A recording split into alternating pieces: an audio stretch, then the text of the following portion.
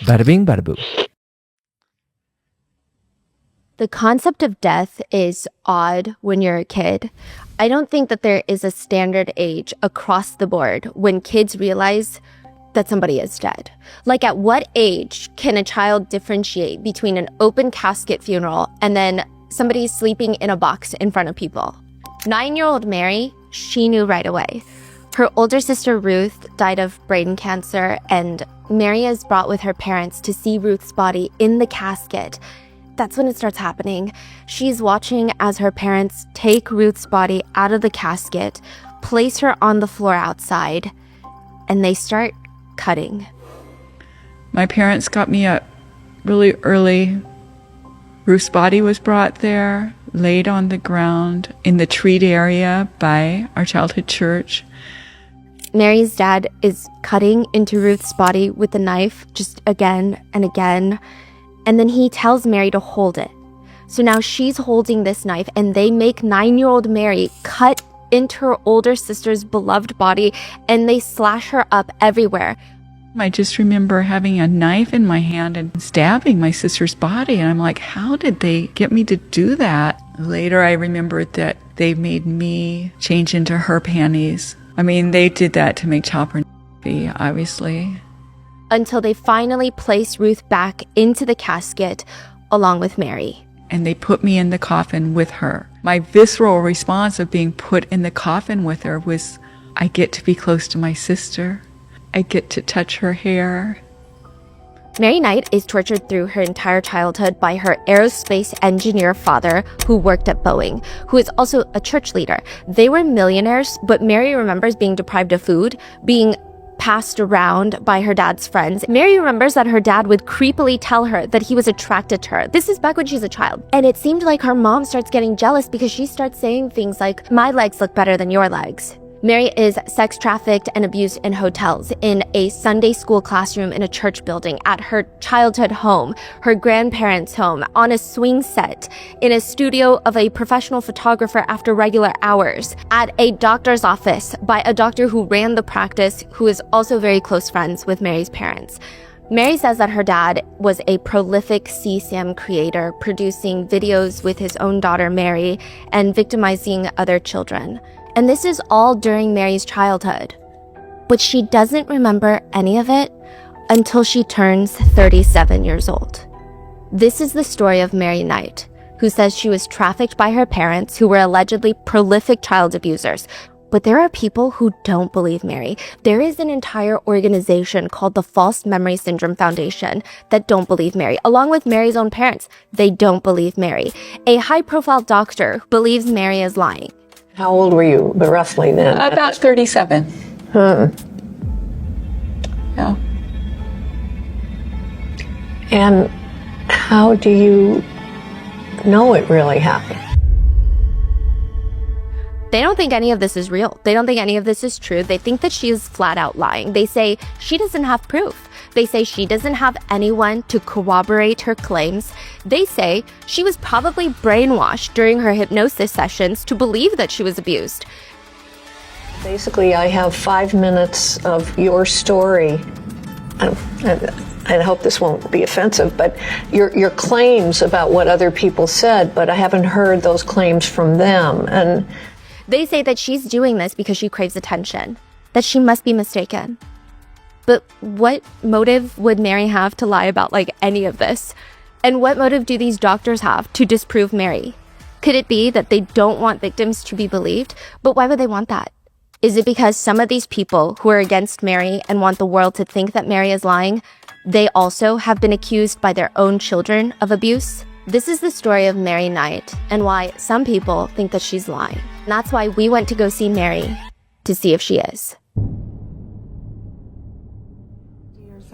After a flurry of news about recovered memories of childhood abuse, we started seeing a backlash against so-called false memories. She recalled repressed memories of sexual abuse by her father. At least, she said so. But we can't admit to something that didn't happen, because that's not going to be good for you. I'm accused of something that's absolutely not true. I think she's just been completely brainwashed. This recollection came to her in a flash when she was hypnotized by a therapist. At which point it's hard to tell who's hypnotizing who at this point. Now we watch the allegations week by week.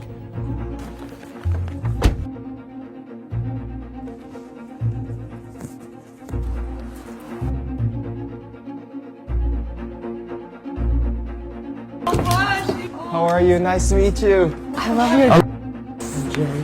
Good to see you.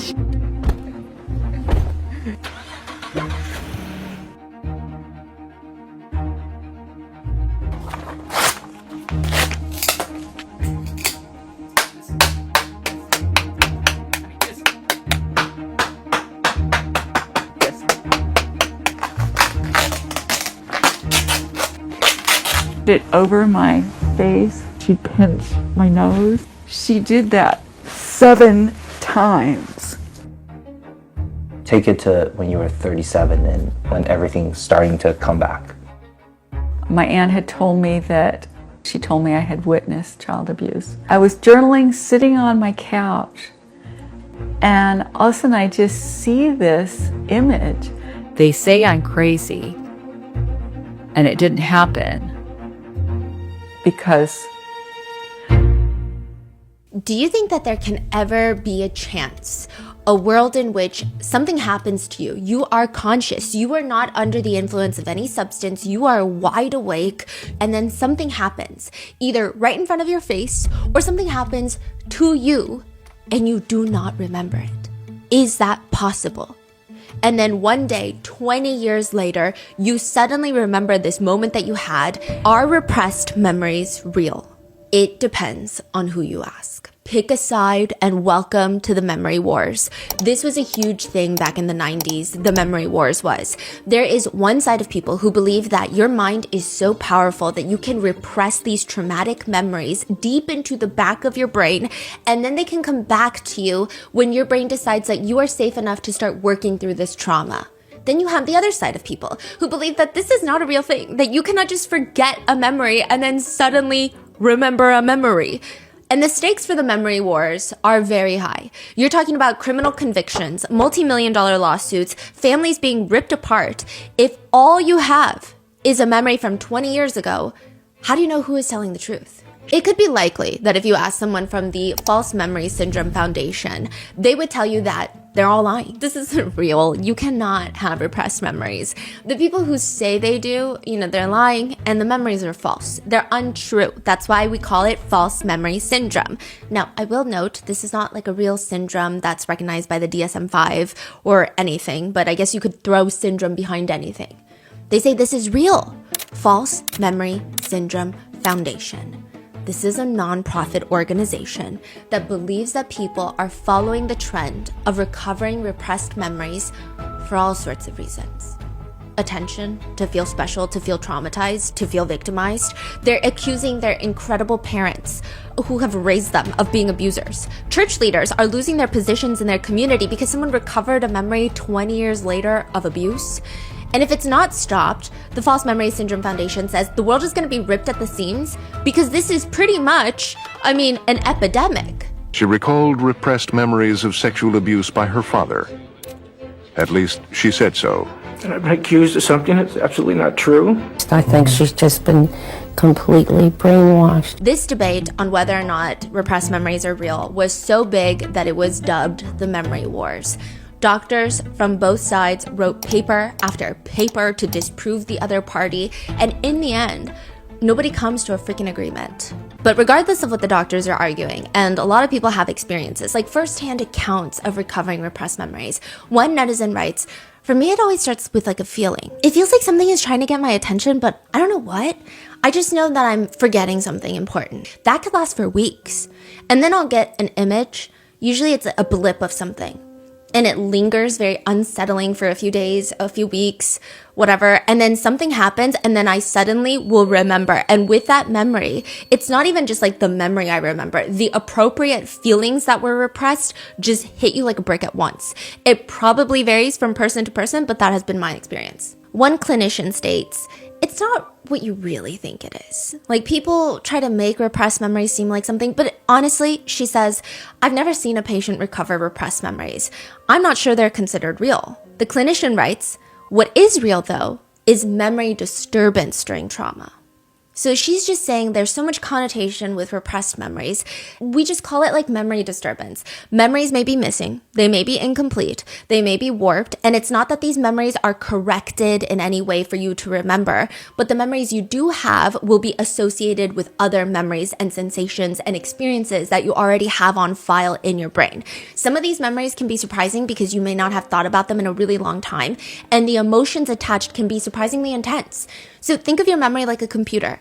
It's not designed to pull things out of the recycling bin, but it does take all the junk that's sitting on your desktop and tags it with things, sensations, emotions, images that are related, and then they file them away properly. The way that they're explaining it is like, sometimes you will have this very specific experience trigger that file to be automatically opened, like a file that you didn't even remember you had. And that is precisely what happens to Mary, repressed memories. Mary says in her book, My Life Now, Essays by a Child Sex Trafficking Survivor, I am sure that my life is better because my mind allowed me to place memories of abuse into a compartment that I couldn't open until age 37, when I finally felt safe to do so. So what exactly does Mary remember? I was 5 or 6 years old.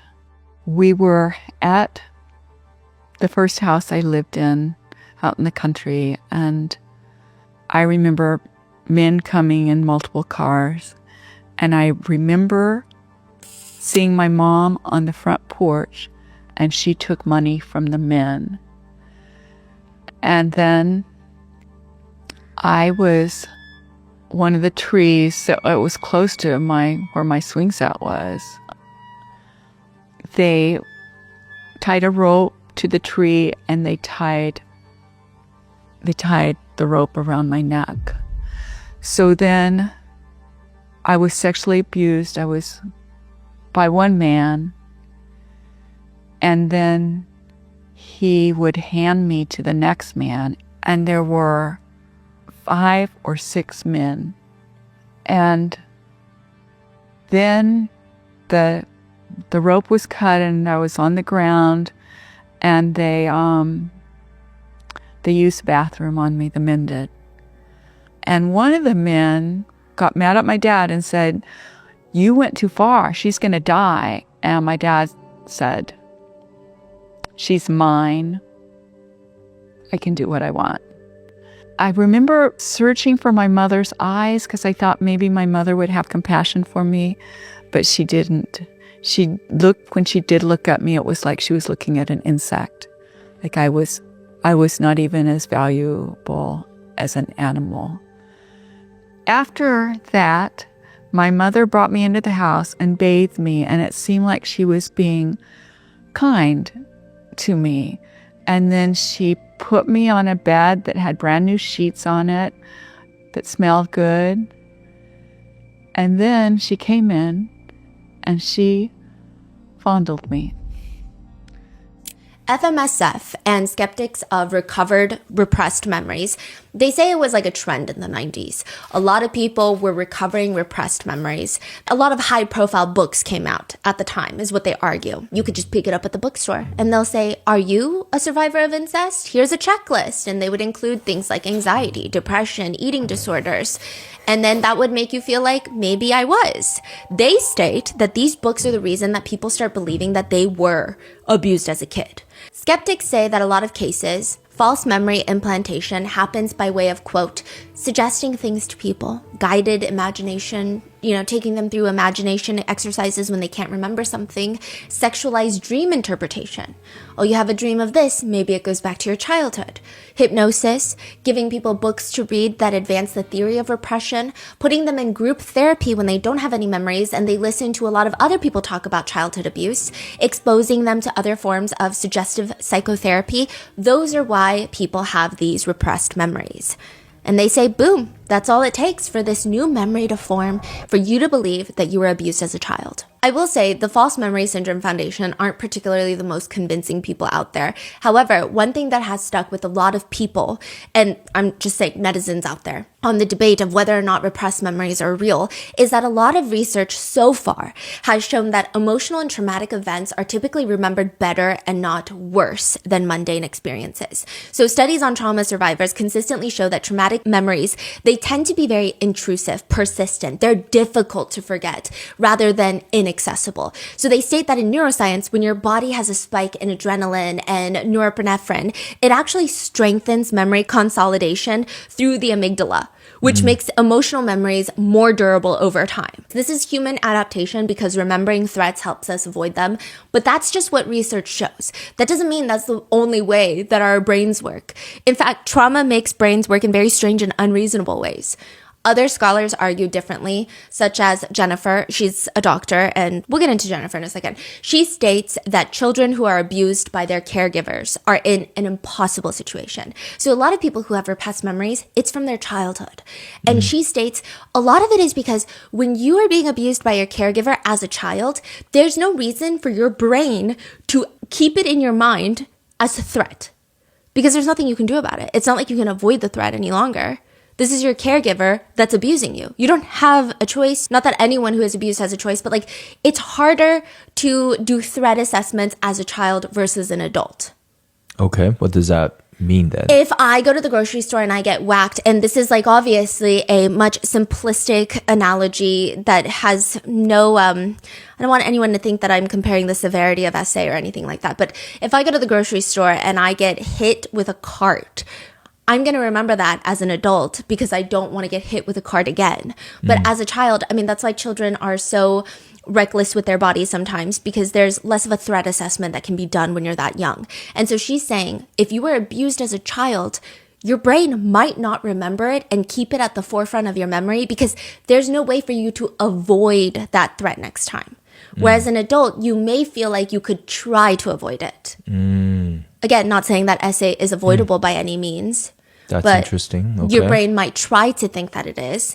These kids are dependent on the ones that are harming them, which means they may adapt. This allows the child to fake security in their parental relationships, maintain that relationship that is necessary for survival. It's almost betrayal blindness. That's what she calls it. Also, it can be argued by those with repressed memories that, yes, the memory formation is there. I mean, clearly the memory is there. It's not like it disappeared. It's not like you didn't form the memory. It's not like you threw it away. It's just stored in a way that's difficult for you to recall. Basically, dissociative amnesia.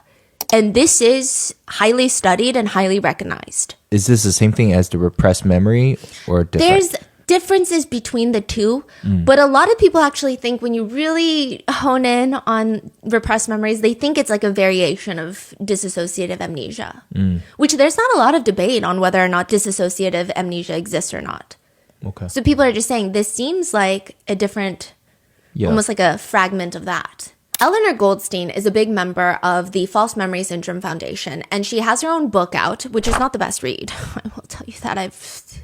I read the book, but she writes about how, quote, false memories like Mary's are tearing families apart. The book is all about what? False memory? Yeah, so a lie? One of the books that she wrote, and yeah, I don't know why they write so many books. I'm talking about the False Memory Syndrome Foundation. But one of the books that she wrote is a collection of stories of parents who are accused by their adult children of abuse. They don't talk to any of the victims. She doesn't talk to any of the survivors. She doesn't talk to any of the adults that were kids that are accusing their parents now. She just talks to the parents, and they all have their own little chapter in the book. And they write about how these quote unquote false memories, like Mary's, are tearing families apart. Yes, Eleanor Goldstein knows Mary, and Eleanor Goldstein believes that Mary is lying. What proof does Eleanor Goldstein have? Not really any. But she writes in her book, imagine what it's like to have the person you have loved, nurtured, idolized, your child, suddenly turn against you and accuse you of the most horrendous crimes imaginable. That is what is happening in the US today. And Mary decides, after she uncovers her repressed memories, Mary is going to meet with Eleanor Goldstein, a prominent member of False Memory Syndrome Foundation. She's also going to meet with the founder, Pamela Fried. the founder of False Memory Syndrome Foundation. People who have spent their life saying that people like Mary are lying. Mary wants to go and talk to them. Confabulation is a mixture of fact and fantasy to create a new memory. We do that every day. We mix our memories up with other people's memories. So we've learned that memory is very, very pliable. And you can get people to believe anything that you want them to believe if you use the right techniques. Bullshit memories that come back like that out of the blue. How do you know for sure that these memories are true? I spoke in Canada at Simon Fraser University, dentist. And all of a sudden, 20 years later, some patient comes and says, I remember 20 years ago you abused me when I was in the dental chair, but I forgot about it until I went to therapy. Now I remember. I remember my dad saying that he was sexually attracted to me. I think that's... How old were you when he said that? You know, I don't think it matters how old someone is. It's just wrong. I mean, you can, oh yeah, you know, some things you just take as a joke. People say stupid things. That's not something I think a father would usually joke about, that he's sexually attracted to his daughter. What did you say? How old were you? You don't remember? Yeah, I do. I remember I was about 13. In a book written by Eleanor Goldstein, she writes about what happens to trigger repressed memories. And she puts repressed memories in quotes. She says, typically, a successful, intelligent woman goes to a therapist with a problem, perhaps about her marriage, her children, an inexplicable illness like an eating disorder. She emerges from therapy with the belief that all of her problems are related to childhood sexual abuse. And after perhaps first accusing a babysitter, a cousin, a family friend, or a teacher, the parent is accused, not allowed to present a defense and abandoned, perhaps even sued. There is a growing belief that sexual abuse of all sorts engulfs our nation. Celebrities have told their stories of incest and rape, and dozens of books have been written. Talk shows, newspaper, and magazine articles tell the details which horrify us all. We appear to be a nation of depraved sex maniacs. Mass hysteria is being created by the media, which leads us to believe that a large portion of adults in our society are perpetrators of heinous crimes, and our children are in constant danger from almost everyone they may come in contact with, especially family members. The consequences of this mass hysteria are devastating. Since it is believed that sex abuse is common, therapists, teachers, doctors are all looking for it everywhere, and many are finding it even when it doesn't exist. Mary says around that time, her mother had passed away, but with, now filming a documentary, Mary has a documentary, which, like I said, I'm going to link all below, but she said talking to these people, I'm sure it's bringing up a lot of these unresolved feelings about her mother being deceased. And there's a lot of mixed feelings with the feeling of familial connection to her mom, which wasn't there with her dad. But regardless, she's feeling that, and she's feeling angry, she's feeling betrayed, she's feeling hurt, and she says, as I prepared for the interview with Eleanor Goldstein and Pamela Fried, it was obvious to me that I had not gotten over the loss of my mother. So I decided to bake cookies for Pamela with my mother's recipe. And, I told you I made cookies for you with my mom's recipe, but she sexually abused me. Oh, it was for one of the people I interviewed who thinks my memories are false. And yeah, she did like the cookie, and it was just this kind of, she reminded me of my mother, and I think I remind her of her daughter who was abused by her husband. And she doesn't have contact with her daughter now. And I think we both kind of thought we could talk the other one into believing different. I think she thought that she could talk me into believing my memories weren't true, and then that would be really good for her organization. But that didn't happen. Well, my mom was always jealous of me. Plus, she was very verbose. She would say a lot. I thought she'd be protective of my dad. And I thought if I had a chance to talk directly to my dad might go to counseling with me. But if I talked to my mom first, she wouldn't want that to happen. And I really thought of myself at that time as probably closer to my dad. But then when I broke contact with my parents, it was my mother I missed the most. It just was horrible for me to think about saying goodbye permanently to my mother. And that really surprised me, that just is your core. Your mother is your core. Can you tell us what you're making today? So these are This is homemade roll dough from my mother's recipe. And this is the recipe my mom taught me when I was little. When I started baking when I was pretty young. My mother was a very good cook. Let's see, after my mother, 7 years after she died, I started feeling her presence when I'm in the kitchen. As far as like she's an angel. This was her cookie sheet. And actually I'll put the dinner rolls in it. Yeah, that's something I asked for. I was disinherited, but I asked for the cookie sheet and I got it. Did you ask for anything else? Well, yeah, I asked for like 2 place settings of china, and my mother had real silver. I didn't get any of that. But I got the things that were not valuable that I wanted. The dolls up there. And I bake so much that I think really this may be my most sentimental possession, even though it's not of value.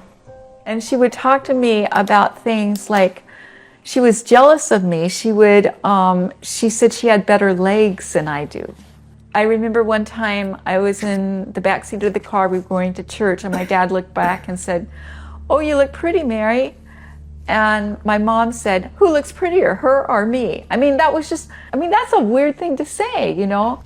False Memory Syndrome Foundation believes that therapy is the triggering problem. When a person meets a therapist who has a steadfast belief that there is a strong link between past SA and current individual pathology, they might persuade the patient to remember past abuse that the foundation believes did not happen.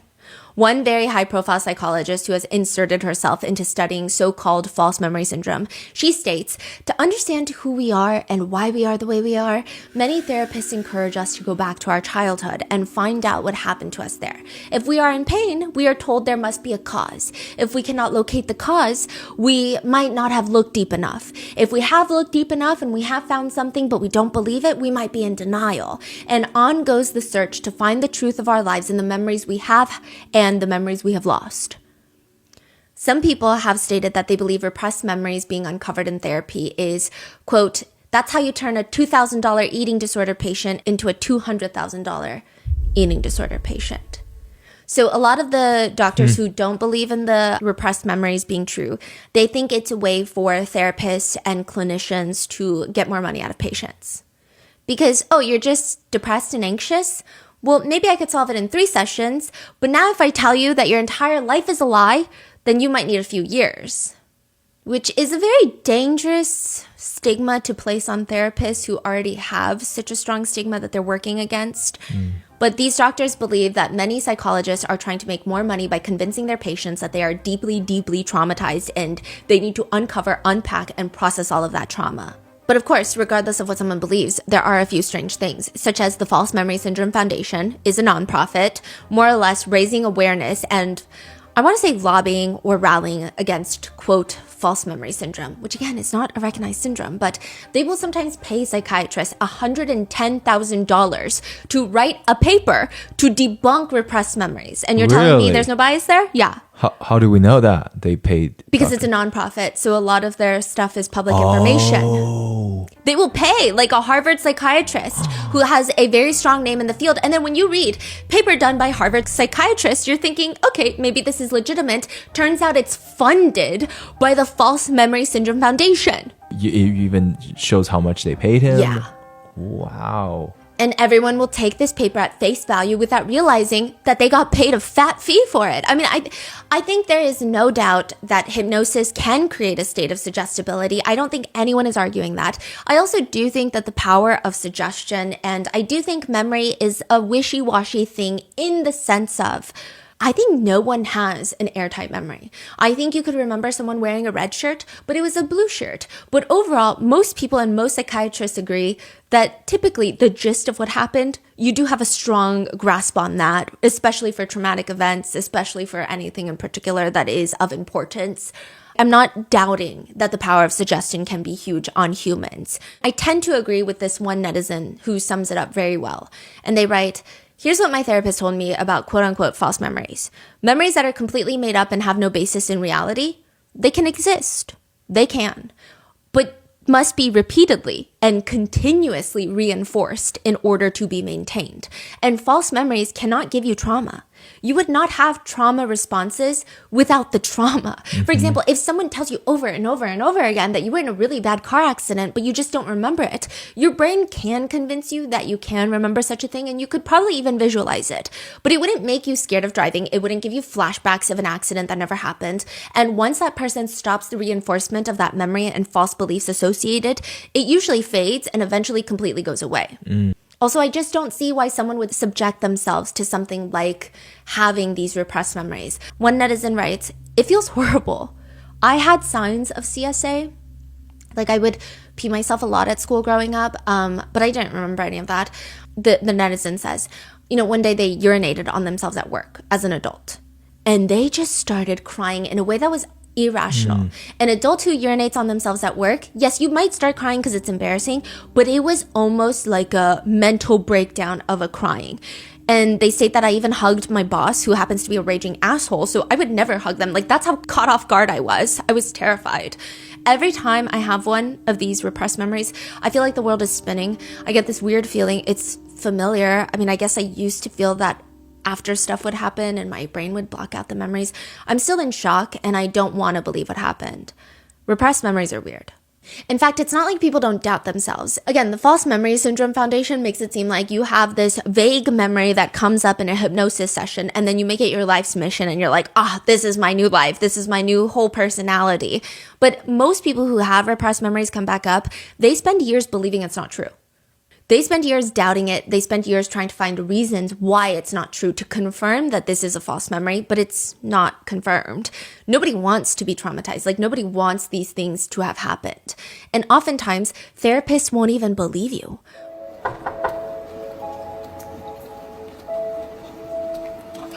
Hi. Hi, Mary.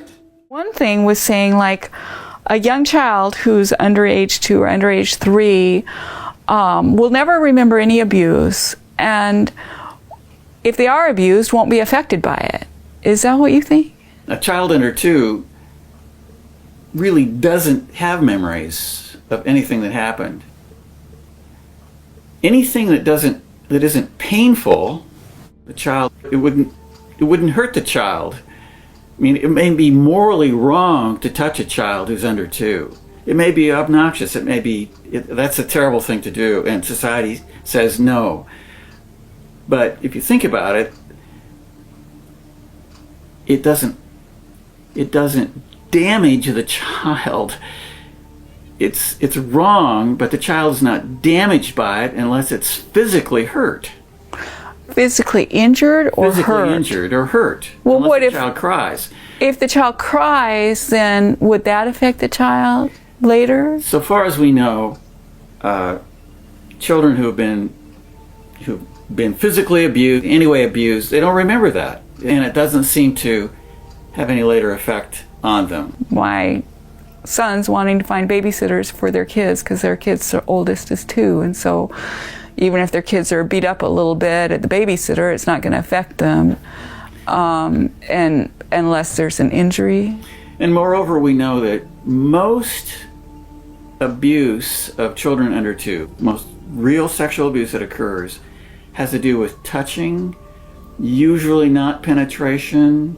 It's usually not very violent. It's not violent at all.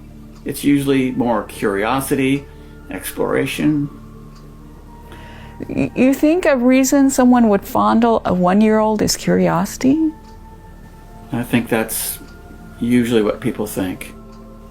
So someone who would want to touch a 1-year-old's vagina, does that for curiosity? Well, that would be one motivation. What would they be curious about? What would an adult be curious about a 1-year? I don't get it. That's why it's deviant. Yeah, but you think it wouldn't hurt them? When I was 3 and 4, I used to love my maternal grandfather. I called him Daddy Bob. He wore cowboy boots, and I would put little objects in his boots, so when he put them on, there'd be something in them. And he just thought I had a really good sense of humor. My mother and him would go into the bedroom. My dad would be at work. They would set me down at the dining table and give me chocolate chip cookie dough. And that was my distraction so that my mother and her father could have sex. I remember hearing them in there. I remember that it happened enough times that it didn't seem unusual for it to happen. And then they brought me in. My daddy Bub had said that he would never do anything that would hurt. And of course, for a young girl, it hurt. It hurt. And I remember how betrayed I felt by Daddy Bub. But the other thing I remember about it is that not only was my mother not protective, she was so jealous of me. And afterwards, she beat me. And she said, I'm his only little girl. I'm his only precious little girl. And she kept saying that to me when she beat me. And my mom was always like that with her father. I mean, stroking the vagina of a 2-year-old child, an unrelated male stroking a child for curiosity, for any other reason. For sexual reasons, and having an orgasm when the child's there would not affect the child. That child wouldn't remember that. For example, if a 2-year-old child saw their parents murdered, they wouldn't remember that. That would be a terrible thing to observe for a 2-year-old child, but they wouldn't remember it, and therefore wouldn't be affected by it. One of the kids, the first time she came in, a cute little red-headed girl, she did this. I mean, just loud as and I didn't know her history at all. But then I just say to the child, like, oh, it looks like you're hitting. And she said, yeah. She pointed out that the clown is smiling. And she hit the clown because the clown was smiling. People who abuse children are sometimes triggered by a happy child. She had experienced the murder of her little sister. So she was 3 when she started counseling with me. Biological parents put a blanket over the child's face, and they said they did it so the child wouldn't cry at night. And they said, well, we did it with our other daughter and she never died. One time when she came in, she put this flashlight over, and of course I couldn't let her because that would hurt me. But and I'm like, what is she trying to do? And then she started, when she would come in, she would want me to lay down. And she'd say, lay down, and I would. And then she'd say, put your head down. So she wanted me straight down like this. And then she'd get this blanket. And it's a weighted blanket. And she would put it over my face. She would put her hand. There were times she put it over at me like this. And then she got to where she'd pinch my nose, which I would need to stop her then because she's not allowed to hurt me. She did that 7 times. The law enforcement wanted to interview her because she was obviously had witnessed this crime. The only people I've ever heard her call mommy and daddy are her current foster parents, and they are going to be adopting her. So she gets to live with the people she calls mommy and daddy. Yeah. During the interviews that Mary has with Pamela and Eleanor Goldstein, they act like Mary doesn't have any corroborating evidence, like 0, none. But Mary does. Mary's cousin actually remembered abuse 9 years before Mary did. She reached out to Mary to tell her that she had been abused as a kid by her father. Mary remembers, I had just become a mother. I brought my infant son with me. I sat with her on an old faded couch. I breastfed my son while I listened to her heartfelt recollections. And when she finished, so this is the time when Mary was working as a social worker. So she's very good at listening to people. She's also very good at identifying gaps in stories because, you're interviewing parents to see if they're fit enough to take care of their children. And you have to be able to realize when people are lying or it doesn't make sense. And she tells her cousin, I believe you. And her cousin's face falls because clearly she does not want to hear that. Mary says she wanted me to say that she was wrong. I mean, no one wants to believe that their own father essayed them. There was another cousin. Mary really tried to get in contact with her, but they drifted apart. Eventually, she runs into her own cousin at, of all places, Survivors for Child Abuse Conference. Mary didn't even realize it was her cousin that she had been searching for, and that cousin thought that Mary was ignoring her on purpose in the hallways. Eventually, they exchanged emails, but Mary took down the wrong email, resulting in them losing contact for another year, until finally they met up 2 years later. Mary decides that she's just going to ask her cousin. Not really expecting any sort of answer, she asks, did my father ever essay you? The cousin tells her yes. She says, he wasn't somebody who physically touched me, but almost coaching others somehow. Taking pictures as well, encouraging others to be involved in sexual acts with me and filming them. Which is exactly what Mary, she had these memories of being filmed and that CSAM was being created. She hadn't told her cousin this. Furthermore, the church that Mary used to go to, the Church of Christ, she went back to try and figure out if any church members were known to be abusers because she had these recollections of being abused in like a Bible study room in that church. And she couldn't really investigate much because the police didn't want to help her. And it's not like she can just conduct interviews with people in hopes that they give her a confession that would lead them straight to prison. However, Jimmy Hinton, he is the minister of the Church of Christ in Pennsylvania and also a very good friend of Mary's. Jimmy's sister had a very similar experience to Mary. Jimmy became the minister after his dad had been the minister of this church for 40 years. He's adjusting, trying to be a dad, trying to be a minister. And that is when his adult sister, Alex, is like, Jimmy, I need to talk to you. And she tells him that she has these repressed memories of their father, the minister, abusing her. Alex is actually interviewed and she's asked, I understand that you felt like you had a pretty happy childhood. But in 2011, you started having flashbacks that remind you of abuse that occurred. What can you tell me about that? Alex says, I saw this picture of my dad touching me in an inappropriate way. But it was one of those things at first I tried to shrug off the image in my head, like, that didn't really happen. You know what I mean? Like maybe it was an accident. Maybe I'm not remembering something correctly. I just kept trying to brush it off. It was just like bits and pieces. I didn't have a full memory of it, so I couldn't quite put it together. Then in 2011, I was 20 years old. My dad had asked me to help him babysit kids a couple of times. So he was still babysitting after he retired as a minister for like church kids. I took them swimming and it was just like small things that the kids would say. Of like, can we sleep over at his house today? And just like, it just gave her a weird feeling. Wait, the kids say if they can sleep over at the dad's house? Yeah. Huh.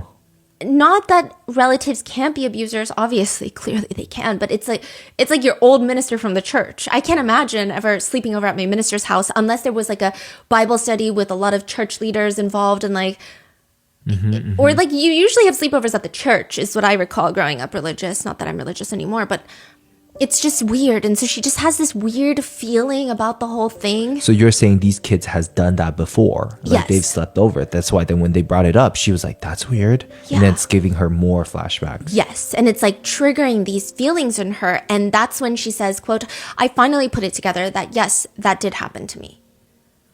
Looking back, what kind of impact did the abuse that you suffered have on your life?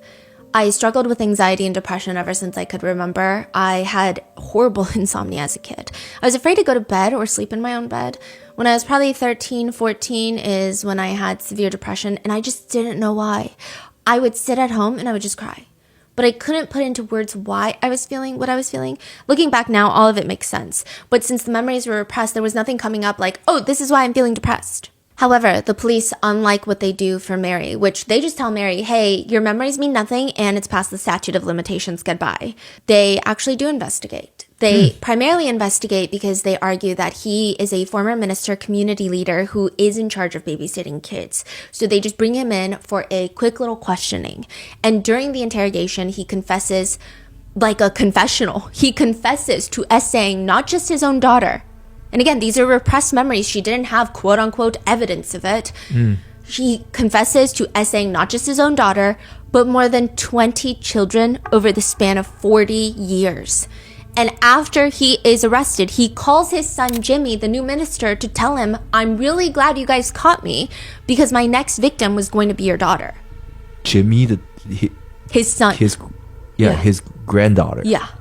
Wow. And this is all from Alex's repressed memory resurfacing. Yes. And they end up finding CSAM on his devices. Wow. The victims were between the ages of 4 and 7 years old. And now the 69-year-old preacher is going to serve 30 to 60 years in prison. Side note, that's another strong similarity of Alex and Mary's story. Both of their dads are very active members of the church, and from an adult perspective, nobody thought that they were creepy. Like, you know how some people, you say, oh, they just give me a creepy vibe? They never had reputations like that. They were all seen as well-to-do men. Jimmy, the minister's son of the predator, the son of the predator, he states, when I go and I do seminars of abuse now, I say, if you're looking for the weird guy who's hiding in the bushes or even the guy that's awkward to be around, you're looking in the wrong place. By definition, a successful PDF file is somebody that you would least expect. I wish I could stand here and tell you that my dad was this and that and he was creepy and we knew all along he was a deadbeat, he was this, he was physically, verbally abusive, because if he was all of those things, it would be easier to wrap your mind around how he was able to do all the things that he did. But he wasn't any of those things. Wow. Jimmy is very religious and he tries to teach other churches about how to identify perpetrators. And he says, you go to a church where someone is accused and all the adults say, no, he's such a nice guy though. There's just, he has a wife, he has children, and I've never seen him be creepy. Jimmy says, everything you're saying, you're describing my dad. And look what happened. However, the main difference between Mary and Alex's cases are, again, just the outcome of the case, because Jimmy Hinton believed his little sister and he went to the police and they were willing to open an investigation. The police listened, they found the evidence, and Jimmy also depressingly states, they got really lucky. We got lucky enough to find current victims. Because if it were just his sister, it would be past the statute of limitations. And he says, think about that statement for a minute. We were lucky enough that he had current victims who are young enough to fall within the statute of limitations. Jimmy also says about his sister what most people say about anyone who has repressed memories. She just had no reason to make that up. Like, there was absolutely nothing to gain by making it up. In fact, most people who have repressed memories, their whole family life is torn apart. Even their extended family members don't want to believe them. They don't talk to them. Like, you're shunned from the community. People who then date you, they think, oh, are you gonna make allegations about me? It's hard to make friends. Like, they're not living a great life. No one is sitting around them being like, oh, baby, who hurt you? It's miserable. They're alienated from everyone. Mary specifically was disinherited by her family and cut out of a multi-million-dollar will. She lost family members who didn't believe her. She felt alienated by a lot of people. I'm not saying that the Hinton family situation confirms Mary's memories, but it's very interesting to note. I was, there was one time I was rented by the hour. Well, maybe many times, but one time I remember being rented by the hour, and he was abusing me out in a field, and he got really, really rough with me. I thought I was about to die, and then I heard a car, and then I saw, that it was my father, and I thought, oh, now I'll be okay. But what happened was that my father got sexually aroused, and so I saw my father masturbating. The reason you decided to go to hypnotherapy in the beginning, is it because those flashbacks were bothering you so much? No, my ex-husband and I had marriage problems really throughout our 23-year marriage. I asked him to go to counseling, and he did. We were in counseling, and we had told my parents about everything, but they came to visit us and stay at our house.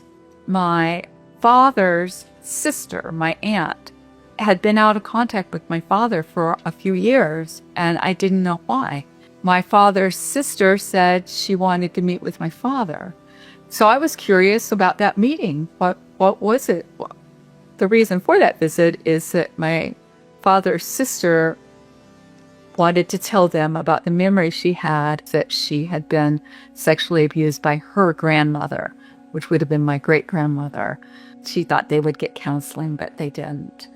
And so then I had trouble getting them to really even talk about it. And my dad and I went on a trip up to his hometown, his Sherman, Texas.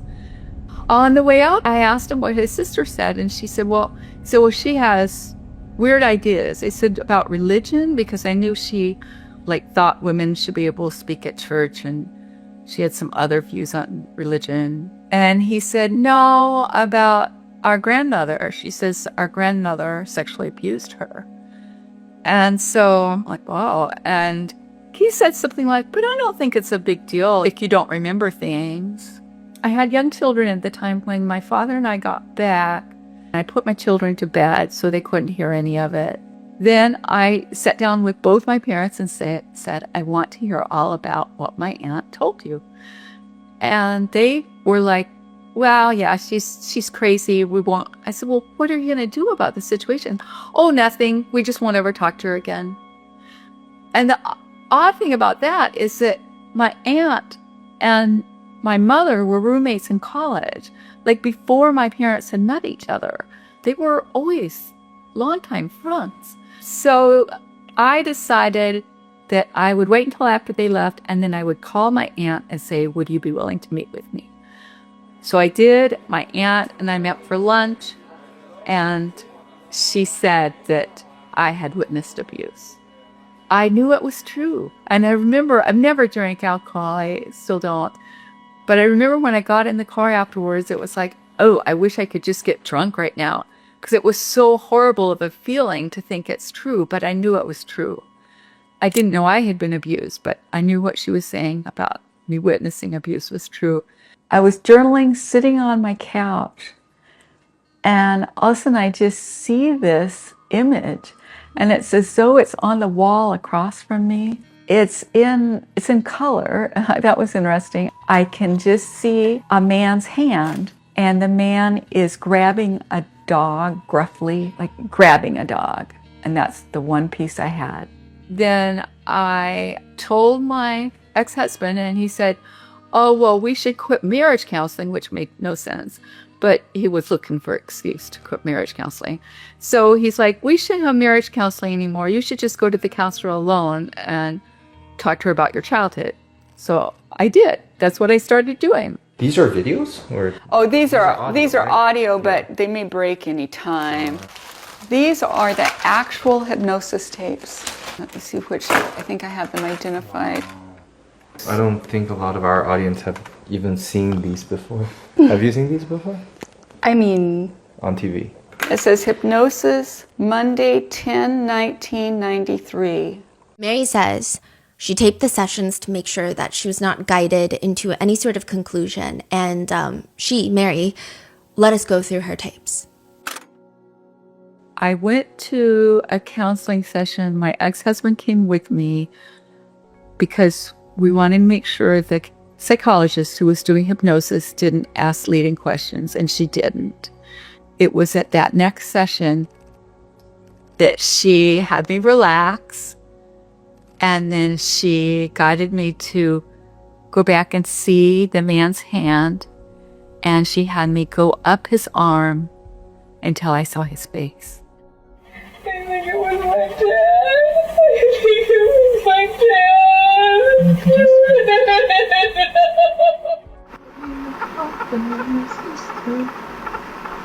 Just relax, let it go. I wasn't repulsed by her body. I patted it. I put my fingers on her hair. That was horrible because my aunt told me about my grandparents, but she didn't tell me about my dad, her brother. She wanted to believe he hadn't voluntarily done something like that, but he did. So I called him, and I called him at his work number because I thought he was more likely to be honest with me than my mother, frankly, and that he was more likely to answer my question. So I called him, and he said, I just told him about the holding the dog gruffly with that I could see his hand was the one holding the dog, and it was like grabbing the dog, and that I thought that it was a part of abusing a dog. He said no, and he said, is this going to lead you to think I sexually abused you? And I was like shocked by his question. I had not even considered the possibility that I had been sexually abused by anyone, and especially not my father. At the end of the call, he said, well, I guess I won't talk to him anymore. And like, that was what he expected and wanted. Mary says that's the thing about the memories. She had to not only go through the process of trying to verify if these memories are real, but also sort out which ones were manipulated by her parents and which ones were not. So, for example, there's one incident where Mary is certain that she had witnessed people being slaughtered. She says this is when she was 5 years old. She was told to stand outside the isolated family property. They lived in the countryside. They don't have any neighbors, and all you can see is like the top of this random hill from the outside of the house. She sees figures moving on the hill, mainly shadows. I mean, clearly it's her dad and a few other men, and there's like this wooden work table up there. And quote, although I could not clearly see what they were doing, I could see that they had knives. I was told that they were sacrificing unborn babies. She says, I was instructed to stay still for what seemed like a very long time, and what I remember most vividly about this incident is just how much my feet hurt. I was wearing tan saddle Oxfords and white socks, as young children often do. You know, I stood on the outer side of one foot, and then on the other foot, I squeezed my toes together as tight as I can. I stood on my heels. I tried anything to stop my feet from burning. She remembers all of these sensations vividly, and she does remember seeing on this hill flesh, like a lot of flesh. It looked at the time like young babies, fetuses being mutilated. But that's when she's 5. Mary knows that's not what happened. I mean, this is an example of how her parents would make her feel fear. She thinks that they likely purchased an animal, and as a 5-year-old, you are told what you're seeing and you believe it. She believes that there's no way that they were slaughtering actual fetuses or babies, but probably some sort of animal and showing her what they're capable of so that she would stay quiet. The thing with Mary is that she's very open to questions about her memory. She was like her own biggest skeptic in the beginning. Mary says, I thought the best way to truly question myself was to directly question people who, like my parents, say recovered memories are false. There was an unhealed part of me that wanted to believe that my memories were false, so that I could imagine my parents were respectable people.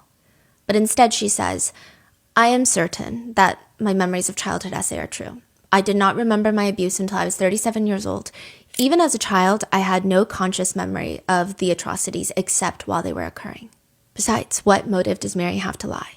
Whereas I don't know if the same could be said for the members of the False Memory Syndrome Foundation. We have to help each other and forgive and understand and have empathy and not carry grudges forever and ever. Generational, one generation after the other. Hates, hates, hates. He touched me. Oh my God, he touched me. And therefore he touched me and he's dead. He's dead.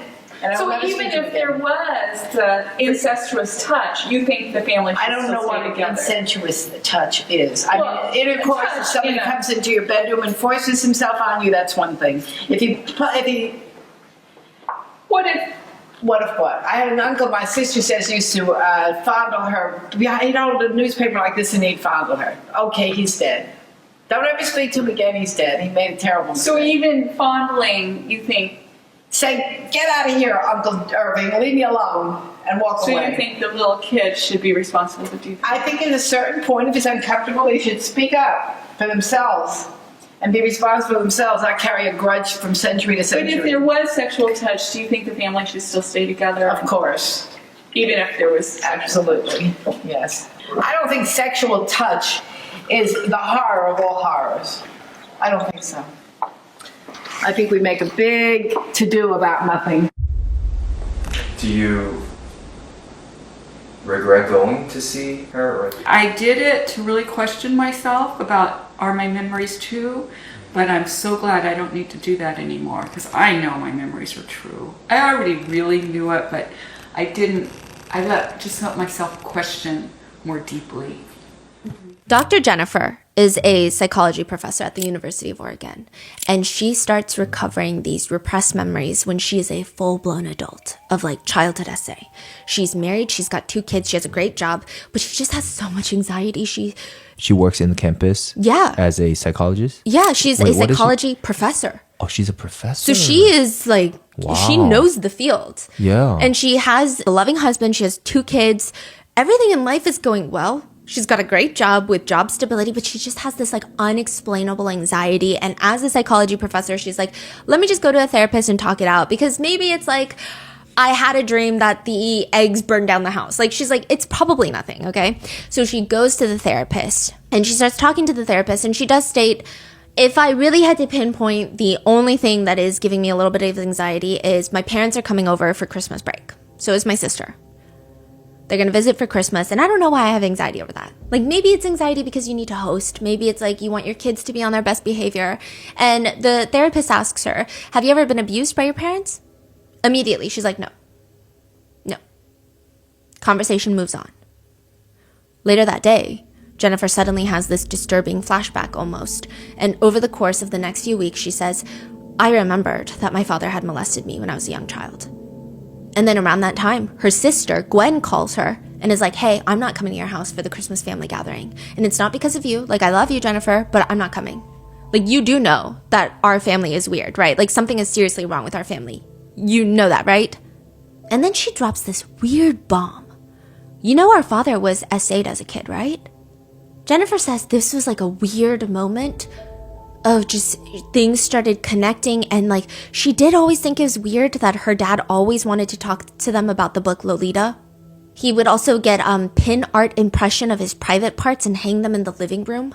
So like he would what? like his, I guess it's artwork of his down there. A pin art of his private parts? And what? Suddenly, Jennifer starts seeing these things as what they are, which is just really, really strange and inappropriate, but they don't really compare to the flashbacks that start coming in. She states that the earliest memory that came in was when she was 3 years old. Her father was abusing her in the bathroom. It lasts until she's a teenager, which means that this abuse lasts over a decade, and she's just now remembering it. Jennifer confronts her parents about it, and she says that her dad's response is so unsettling. You would expect that they're disoriented, highly confused, that the parents are outraged, but oddly it felt like he was almost prepared, almost like he's expecting it. So instead of working through this with Jennifer, which is what I would imagine parents, what they would do if these were truly false memories like they claim, or trying to figure it out together as a family, they retaliate. And her parents decide 18 months after her accusation that they are going to start the False Memory Syndrome Foundation. Pamela Fried is Jennifer Fried's mom. Pamela and Peter start False Memory Syndrome Foundation. The insane part of all of this is that Peter, the dad, he actually admits that Jennifer's childhood was fine, strange. Okay, he understands that maybe it wasn't appropriate all the time. He says, quote, I'm quite prepared to say the attitude I thought was appropriate of being open about things of a sexual nature, in retrospect, may have been wrong. It's very vague. To give you more context, he would work at home in the living room wearing nothing but a robe, and he would sit with his legs spread all the way apart. He would drink a lot at home. He was very erratic. He would give speeches about how their family was superior to everyone. They weren't the type of family to eat iceberg lettuce. They were the type of family to eat romaine lettuce. He would yap about how meat tastes better when you slaughter the animal yourself. He believed that classical music was superior, and, I mean, you're thinking, what a cultured and well-traveled man, right? No, he allegedly proclaimed Indian food was disgusting and smelly. The sad part is, Jennifer didn't even want her dad to apologize. She just wanted her mom's support during all of this. And instead, her parents gear up just in case Jennifer decides to sue. Jennifer writes a letter to her mom. The content of your letters suggests to me that you're putting an effort in a legal defense. I do not have any intention of attempting to use the legal system to heal wounds from years ago. Meanwhile, Pamela is already raging a campaign against her own daughter through her foundation. She wrote articles about her own daughter, who she dubbed Susan, which it was not that hard to find that. It's Jennifer. But regardless, she says, Susan was experimenting with drugs as a teenager, so her brain is fried. Obviously, she can't retain a single memory, like a banana. And maybe she's making up all these lies because her sex life with her husband now sucks, and she's jealous of her mom's professional success, and she's upset because she doesn't like being a mom, and she nursed her son for far too long, and that could be psychologically damaging. Also, she has a history of mental health disorders, so that's probably why she came up with this allegation, and not because, you know, it could be true. Pamela and Peter are also just a strange couple, not just because I think that their ideas and fundamental values are unburdened by the anchors of wisdom, but because they have their own history. Pam and Peter Fried, before they were husband and wife, were step-siblings. Pam's mom married Peter's dad when Pam was 12 and Peter was 14. That's a pretty young age to become step-siblings, and they went to the same high school. They allegedly start dating, become intimate, and at 18... they get married. And 9 months later, they gave birth to Dr. Jennifer Fried. Peter did open up to Pam about how he was essayed when he was 7 to 11 years old. And Dr. Jennifer Fried says, you know, a lot of things that I remember is my mom had this weird thing where she just had this rage in her towards me. My mother also didn't like to touch me. Jennifer says just to have some sort of physical contact with her mom, Jennifer would massage her feet as a kid. And a lot of people believe that this could be because her mom was jealous of Jennifer. Anytime their dad was around, Jennifer would recall that her mom would grow even more distant and even more cold. And there would be once that she was sitting on her bed kissing her high school boyfriend. So Jennifer Fried is sitting on her bed kissing her high school boyfriend, and her dad is just like watching through the crack of her open door. She caught her dad once reading her diary, and he claims that she left it out because she wanted him, her dad, to read her diary. I've never met a teenage girl that wanted her parents to know anything about her personal life. He also says that he's not bothered by the fact that he was essayed as a kid, Peter Fried. He says it's technically abuse, but studies have been, done, and many people aren't really terribly bothered by it. He's invited his former molester into their family home with his wife and his kids, so there's that. Who was it? It was like a local musician. Wow. There are at least some 2,000 families that have worked with the False Memory Syndrome Foundation, mainly because they are parents who have been accused by their own children of abuse. And it's pretty clear what the biggest motivator for these parents are. They cared about not getting sued. Your daughter Jennifer has said publicly that about the nude dancing in front of your husband, she and another little girl. And I think last time I was here, you were saying it was when she was about 9 or so. Mm-hmm. Do you think your husband has sexual feelings toward her? No. Why? He's somebody that I've lived with for ever so many years. I knew him growing up. I never saw any indication. But even the nude dancing, I mean... He didn't ask to have that. That was something that they decided to do. He didn't want them to feel traumatized by coming down too hard on them.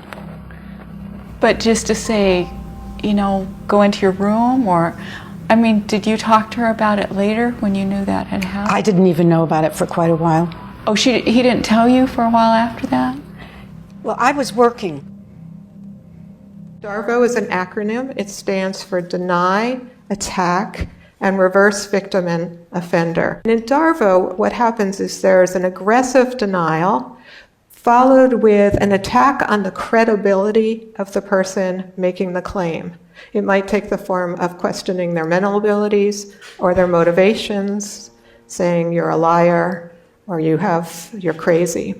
And then reverse victim and offender is when the person who's being held accountable assumes the victim role and says, I'm the victim here. More recently, we've been researching this systematically in the laboratory, and we have found that, unfortunately, DARVO seems to work, and you could say it's like a perpetrator strategy. And the ways we've so far found it works is it's associated with victim self-blame. So if people get DARVO'd, they're more likely to blame themselves.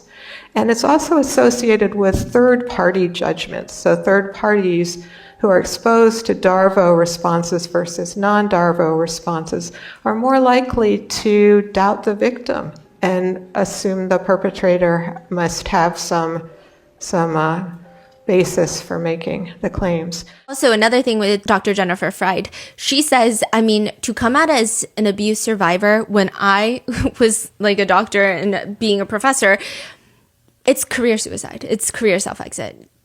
Especially at the time that I came out with my accusations, it's not a time where people are rallying around survivors, especially in academia.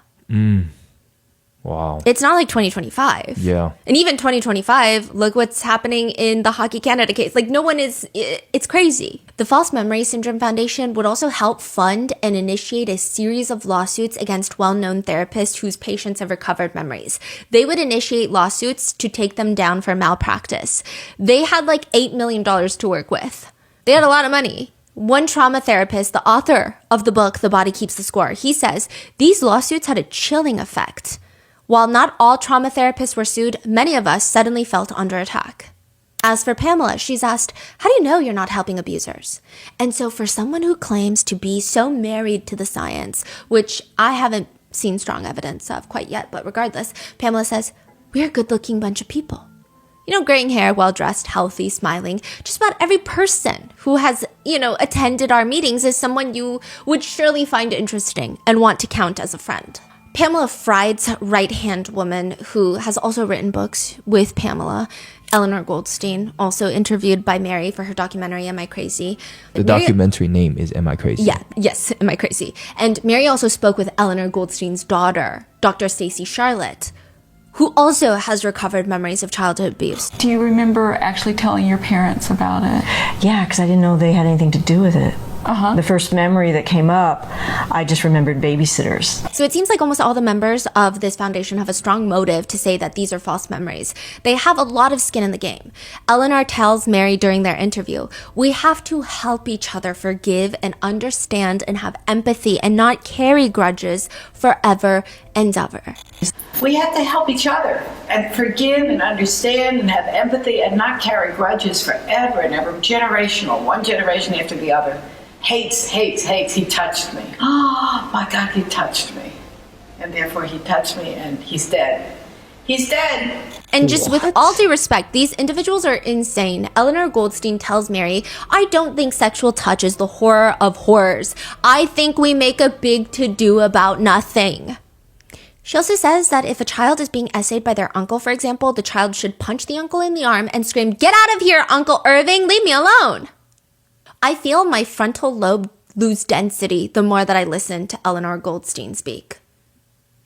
The foundation has also worked closely with Ralph Underwager, who, Ralph has some interesting takes. And by interesting, I mean, we should probably lock him up for a very long time. He's asked a very simple question of, is choosing being a pedophile a responsible choice? They're saying, is choosing being a pedophile a responsible choice for the pedophile? I don't even know what that question means. I think the minute that you ask that question, you should probably go to jail. The only thing that could be answered so simply is there is no responsible choice. And a pedophile, you're choosing to be emotionally, ethically, morally corrupt, and you are choosing to commit a felony, and you should be locked up in prison. He doesn't say that. But Ralph Underwager responds, certainly, it is irresponsible. What I have been struck with is I have come to know more about and understand about people who choose pedophilia is that they let themselves be too much defined by other people. What? Exactly. Like, defined by what? Who? Prosecutors? The DOJ? Like, what do you mean defined? He continues, usually there is an essentially negative definition. Pedophiles spend a lot of time and energy defending their choice to be pedophiles. And I don't think a pedophile needs to do that.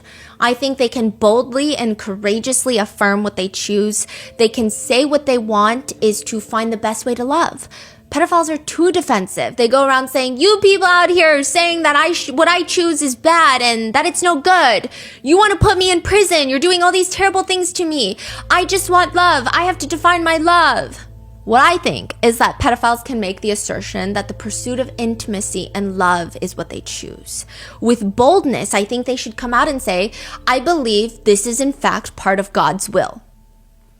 Oh, he's a Fed. He's not, but I wish he would have been, right?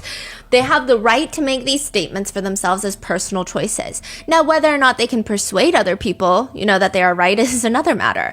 I believe that God's will is that we have absolute freedom, no conditions, no contingencies. The solution that I'm suggesting is that pedophiles become much more positive. They should directly attack the concept, the image, the picture of a pedophile as an evil, wicked, and reprehensible exploiter of children.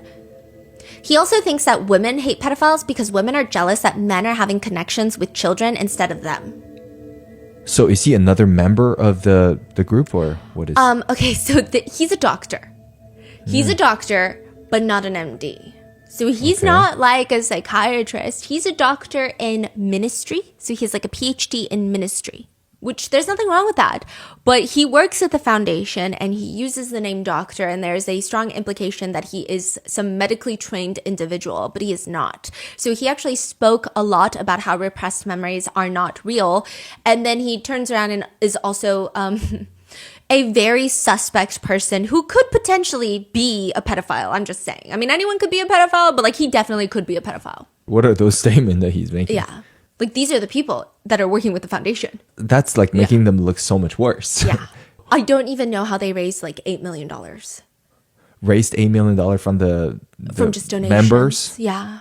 These people must be very desperate. Yeah. Eleanor Goldstein writes, since essay of a child is the worst crime we know of, to be falsely accused of such a crime is the worst thing that can happen to a person. Okay. And the Rotten Mango team, we decided that we were going to go to Washington to meet with Mary to figure out if she was telling the truth. Not that we have any sort of authority in this, not that our opinion would matter, but just in terms of we were really captivated by her story. We were captivated by these debates and the memory wars. And we definitely tried our best to be objective.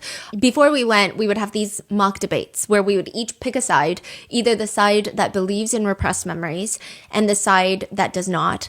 I will say that each time that someone was on the side that does not believe in repressed memories, I mean, there's a lot of frustration. I feel like it was hard to come up with good arguments on why someone's repressed memories are false. But again, we're not medically trained. We have not studied trauma survivors in that type of environment. But to us, the logic just did not logic as well as believing the victim. And we tried our best to remain objective when we went to Washington to meet with Mary. I mean, we wanted to question everything. And I will say that when the Rotten Mango team got back, I think it makes even less sense to us than even before we went to Washington that Mary would ever lie about something like this, that people would ever really lie. I mean, again, yes, you could argue that statistically there must be some people who lie. There must be some people who lie to get car insurance claims. There must be some people who lie to get in positions of power. I mean, people lie all the time. There must be some small statistic of that. But it just doesn't make sense that a mass majority of people with repressed memories would lie about it. Mary is a highly accomplished individual. She currently works as a child clinician. She helps children process their emotions. She's also a respite foster parent. Foster parenting is a laborious, emotionally exhaustive job, and these foster parents, they get 2 days off a month without their foster kids. But those 2 days off the month, who's going to watch the foster children? They go to respite foster parents like Mary and Jerry. And Mary is very well aware of the process of trauma, dealing with trauma, how to recover from trauma. The feeling is like she seems so in tune with not only her emotions, but the emotions of everyone around her.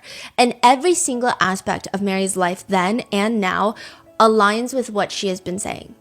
When Mary and her family lived in the countryside, she distinctively remembers that like they had these kittens in the house, these baby kittens, and Mary's parents would force her and her sister Ruth to watch while the parents would throw the kittens at the wall like they were baseballs, and Mary says she remembers the walls shaking when the cats would hit the wall. And if the kittens weren't dead by then, Mary says that her parents would dunk them and grab them by the neck and dunk them in water, drowning them. They made me and my sister stand there and watch our kittens being killed. And they killed our kittens threw the kittens at the side of the house, one at a time. And then they put the kittens in water. It was like the kittens were killed in the various ways someone could be killed. Mary writes, Ruth and I were told that if we ever reported our abuse to anyone, the same things that happened to our kittens would happen to us. And this is not a one-time thing, by the way. Mary says that at another time a cat and her kittens were hanged one at a time in front of her. But the crazy thing is, Mary has another vivid memory that she recalled later on where her mom was telling people that came over, like house guests, family friends, that Mary had killed kittens before. And naturally, Mary doesn't want to believe her, but she does recall this one time where her parents had brought home new kittens. She's terrified that they're going to end up tortured and ultimately end up dead. So she decides that she's going to put them in warm clothes and hide the kittens away from her parents. She puts them in a little suitcase. She takes them to like this little greenhouse in the back of the house, puts them on the top shelf, hiding them. She remembers sneaking away once to check up on them and they looked like they were asleep. She thought they were asleep, but they were dead because Mary is young. She doesn't understand the concept of oxygen and suffocation.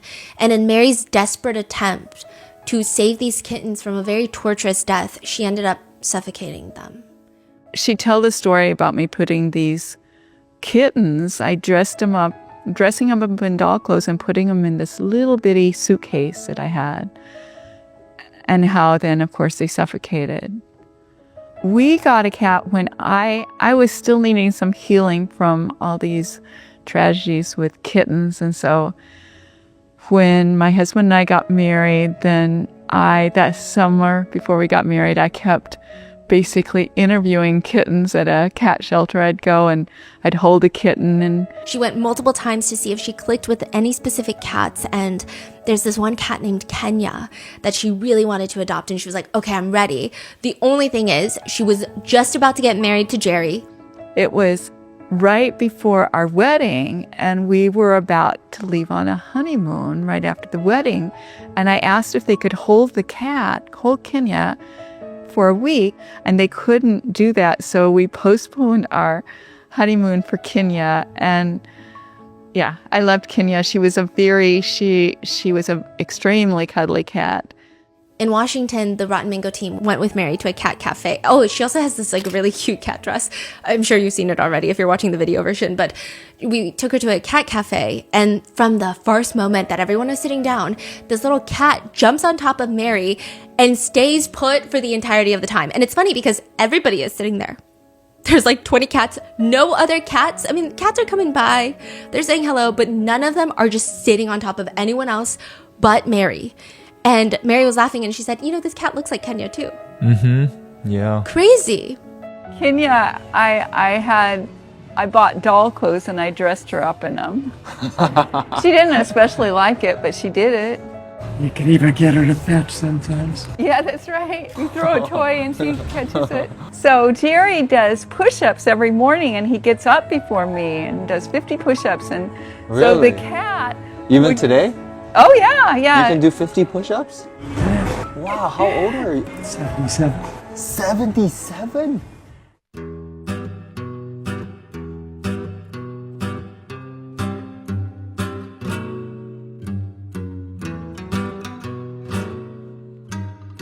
So the cat would get on his back, and then he would go up with the cat. 77. I did not expect that. Uh-huh.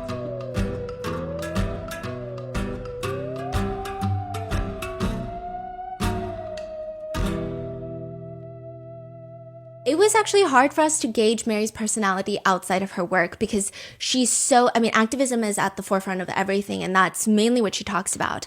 But it's like hanging out with your mom or your grandma, depending on, I guess, your age. And she's a grandmother, so I don't think she's going to be offended by me calling her that. She insisted that since, the RM team were in Bellingham, that we visit Village Bookstore. It's probably like one of the cutest bookstores in existence. Mary did book signings there for her book, and the employees already knew her. Is this it? Uh-huh. I don't see it. I should have mine in December, too. I wonder if they... Oh, there it is. Featured local authors. This is a very cute store. It is, isn't it? The people in Bellingham really like it being here because it's an independent bookstore. One thing that I thought was nice about the owner is they're real involved in what's going on in the city. And during the Pride Parade, a lot of people were at the Pride Parade, but one thing they did is they closed their store until 2 o'clock that day, so all their employees could go to the Pride Parade if they wanted. And then I did my author event here. I did an author talk here, and I'll show you that space. Hi! Oh, come on! This is I'm going to be on a podcast. Oh, cool! And remind me of your name. Sai. This is Sai, and she's the one who introduced me for my author talk. Yeah, it was a real honor. I'm going to go to Atlanta on Wednesday, and his wife is going to interview me there. Very cute. Yeah, I think it's a nice place. We just celebrated 45 years, actually. No way. Yeah, everyone knows Village Books, everyone that lives in Bellingham. People travel here to go. Really? A lot of people, and this is just me fully bragging on the store, call us the Powells of Washington. So my wife follows these bookstore TikToks. Book talkers will travel to cities just to go to different bookstores. A couple people do traveling to Village Books. Really? I wish Stephanie is here. I think she would. She would go crazy like here. It. So I read sections of my book. There were other people who I had never met, and it was just because of the publicity that Village Books did. It's funny because I realized later, I actually think I realized this week, that I had seen your YouTube video before. At a really pivotal time in my life when I was starting therapy and kind of unraveling my own life. Which is why you look so familiar to me. Because I realized, I've seen. Oh, that's it, because you said like you, but that's how. Yeah. Okay. Yeah, and so I felt kind of doubly grateful when I. Oh, that's so fun that you'd already seen me. Yeah, and then I got to introduce you. Oh, cool. It's been a wonderfully busy day. Okay, that's great. Thank you so much. Very nice to meet you. Nice to meet you too. And another element is when you read some parts of Mary's book, a lot of people were saying that they thought that her memories sounded too vague. She doesn't want to mention specifics. And I don't think that's a reason to doubt someone, especially when privacy is a huge concern. But I will say that one thing we thought was interesting is like Mary is very open with anything that has to do with her. But she highly values everyone's privacy, her foster children, her friends, her family members. Like, even if we're in her house and we're walking by and she'll see something and she'll be like, oh, look at that bookshelf. Oh, wait, no, please don't put that in there. Like, I don't want people to see their name. And you'll just have to not put his last name there. Yes. Oh, I've got to take these down. I'm sorry. Oh, we can blur them. Yeah, I'll just take them down. Quick note, that photo on here, definitely 100% to be blurred. Could you take it without that, and then it's artwork that you can have? Yes. Oh, yes. Because it's such lovely artwork. This is S. You'll have to get his name out, but this was to his hamster. You just can't take, or you'll have to blur out the names here. Just put her first initial. This is the little girl, the child who used to use scissors or break these little people. Now made this for me. Wow. And wanted me to take it home with me. The child would have maybe 10 that would be cut across by the end of the session or broken into little pieces. And, I had a child who would do this.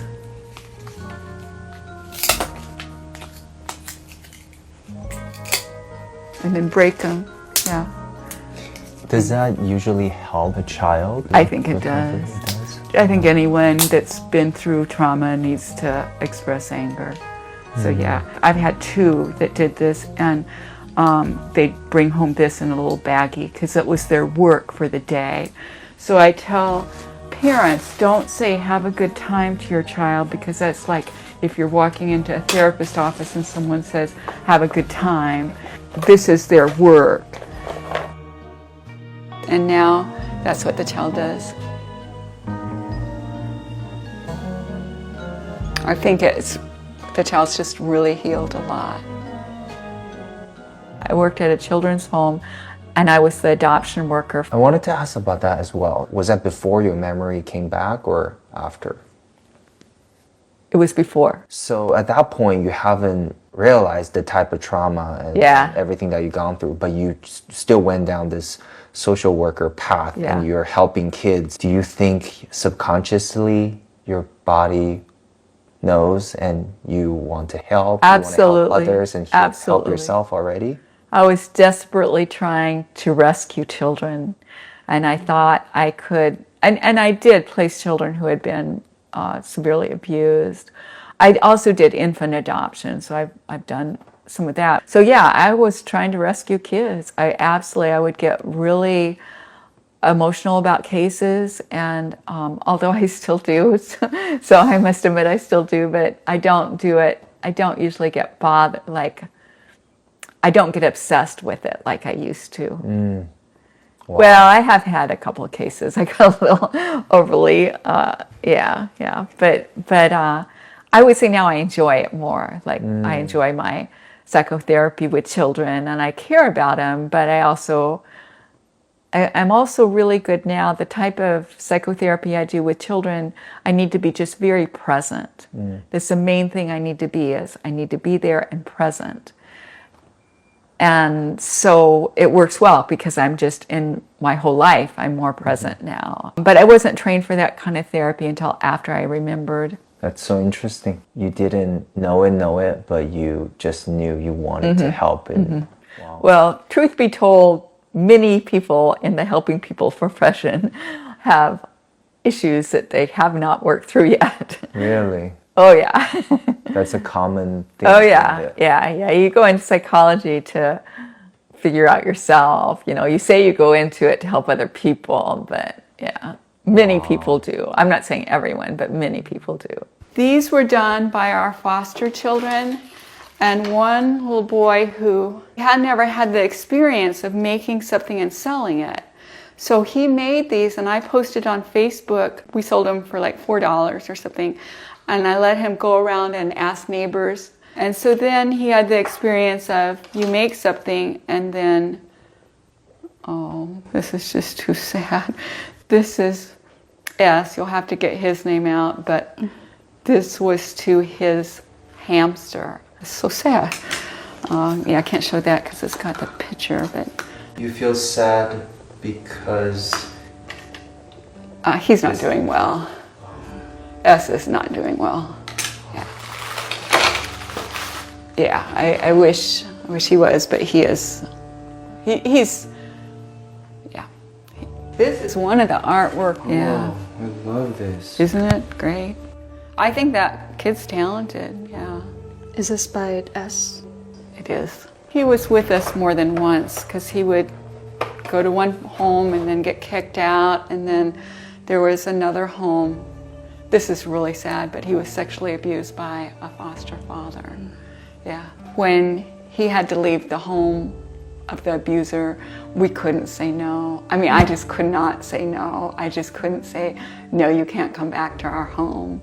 And so he was at our home for a while until they found another home for him. Do you know when was this done? Was this after the abuse? Yeah, it wasn't right after, but it was. Did he name it Deep Struggle, or? He named it Deep Struggle. That's all his doing. And the thing is, he did have behavior problems. An abuser could say, well, he's lying, but he wasn't. And the police did follow up with it. We're concerned he will end up on the streets. Yeah. Mary also writes in her book, the fact that I do not have continuous memories of my childhood abuse made it impossible for me to bring any of my perpetrators to justice. I regained memories at the age of 37. You know, but she does have boxes of journals that she's kept for decades. These are all things you might want because they're like old calendars. And so then when I was making my documentary, I'd go and look in things. Yeah, and then I would see what I was doing back then, and it helped me to figure out time frame. Sometimes I kept them all the time and sometimes not. So the who is inheriting my intellectual property is also inheriting these in case someone wanted to go through them at some point. I have journal entries that are right after like my first hypnosis, and yeah, I do. And I've looked at all of them. And she's gonna pass this on to someone who has also, like, they connected on a very deep level. And it's just the way that she keeps these catalogs. Again, there's no way that she just like sat in a hypnotherapist's office and then walked out and was like, you know what? You're right. Everything is so meticulously documented. I mean, there's so much. She even has letters from her parents. She shared some with us, which these letters that Mary's father has written her are just strange. Recently, I've started letting myself heal from a sexual assault I experienced in college. And I just went to my college 50th reunion. It was from my junior college. When I was there, I went on a date with a young man. One of my friends knew him, and I didn't have a date to the Sadie Hawkins Day banquet, and so I asked him. The girls were asking me, well, what kind of corsage are you getting? And I thought, I don't know that he is. But anyway, so I said, well, a wrist corsage would be nice.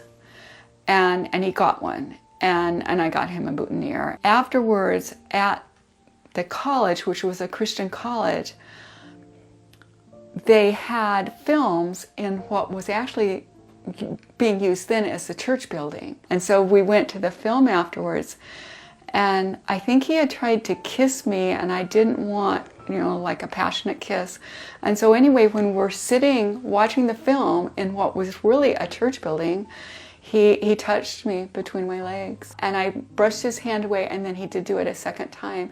And now I know I could have just said stop or yelled or something, and there were many young men at that college who I knew who would have been glad to escort me home, And I was actually in a safe place, but I didn't feel safe to say what had happened because I felt like it was my fault because I shouldn't have asked him to give me a corsage. And so recently I've been processing that, and I just feel so sorry for that little college student who didn't know any better than that. And so I think about imagining her coming over to see me, and I let her stay in this room that I had bought some new sheets for it. They're real comfy, and she could come. I can imagine her coming and sleeping here, and then the next day she gets to eat breakfast with me and Jerry.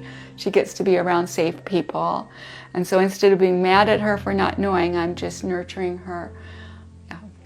This is our bedroom. I do sleep with stuffed animals. I sleep with this guy, and then later I thought I would like a bigger one, so sometimes I sleep with this guy, and it's just more to cuddle there. What do Ted Bundy, Harvey Weinstein, Jerry Sandusky, remember Jerry Sandusky? Clark, O.J. Simpson, Bill Cosby, the Oklahoma City bombers, Ghislaine Maxwell, what do they all have in common? High profile. They have all used the same defense witness, Elizabeth Loftus. Dr. Elizabeth Loftus is often known as the doctor when it comes to memory, and she is a firm believer that repressed memories are not real. And it's very interesting because she might have a very strong financial motive to do so, but what do I know? I'm sure testifying for these defendants, they come with a price, and an exact one, $600 per hour. $600 per hour, and I'm sure that these defendants, Ted Bundy, Harvey Weinstein, Ghislaine Maxwell, the Night Stalker, the police officers accused in the Rodney King beating, Bill Cosby, she has testified for the defendants in each of these trials. All of these defendants probably would rather victims not be believed. Elizabeth Loftus believes that when it comes to repressed memories, and of course just like the others, she always puts like quotes around it, she says, on one side, you have true believers who insist that the mind is capable of repressing memories and who accept without reservation or question the authenticity of recovered memories. On the other side are the skeptics who argue that the notion of repression is purely hypothetical and essentially untestable, based as it is on unsubstantiated speculation and anecdotes that are impossible to confirm or deny. During Harvey Weinstein's trial, she testifies, false memories, once created either through misinformation or through these suggestive processes, can be experienced with a great deal of emotion, a great deal of confidence, and a lot of detail, even if they are false.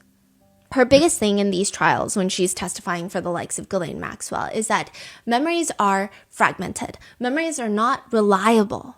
Any neuroscientist will tell you, yeah, we know. All memories, though, not just false memories that you claim are real, all memories, and I'm saying like false memories, like she's claiming false memory syndrome, right? All memories are fragmented. All memories are incomplete and tend to fade over time. That's just the nature of memories in general. And while certain details like an eye color or what someone is wearing at what times or what time someone arrived at someone's house may be incorrectly recalled, people almost always remember the general outline or gist of what has happened. For Ghislaine Maxwell's trial, Elizabeth Loftus argues that, quote, even traumatic experiences can be subjected to post-event suggestion that can exaggerate, distort, or change the memory. So she is like the most famous memory doctor everybody calls for. Her whole job is just to say whatever that person is saying is not reliable because memories could not be trusted. Is that it? Which for some reason always like never really applies to the defendant. And out of the 300 plus times that she has testified in the court system, she has only testified for prosecutors one time, whilst she's charging $600 an hour. In an interview, Elizabeth Loftus says that she thinks that people can forget and remember things in a very ordinary way. And she knows that people don't like her. She says, I know the prejudices and fears that lie behind the resistance to my life's work. I understand why we want to believe an eyewitness who says he did it. He's the one. I sympathize with the need to own the past. That is, to make it one's truth. As for why people accept these repressed memories, Elizabeth writes in her book, was there something inherently wrong with her? A mental illness of some kind, a psychological flaw, an inability to separate fact from reality? Surely only a fragile, troubled individual would allow herself to become convinced that a false memory was actually real. And if she were so vulnerable, so easily misled, wouldn't that indicate that in fact something terrible had occurred in her past? She says, or it could just be, quote, simply, she could have had the misfortune to run into a misguided and overzealous therapist. Or perhaps the problem is with therapy itself, a profession that has become our new religion, offering quick and easy answers for life's complex and essentially unanswerable problems. She also states that sometimes people have this internal conflict about their childhood, and to have these, quote unquote, false memories of clear-cut abuse would be easier to cope.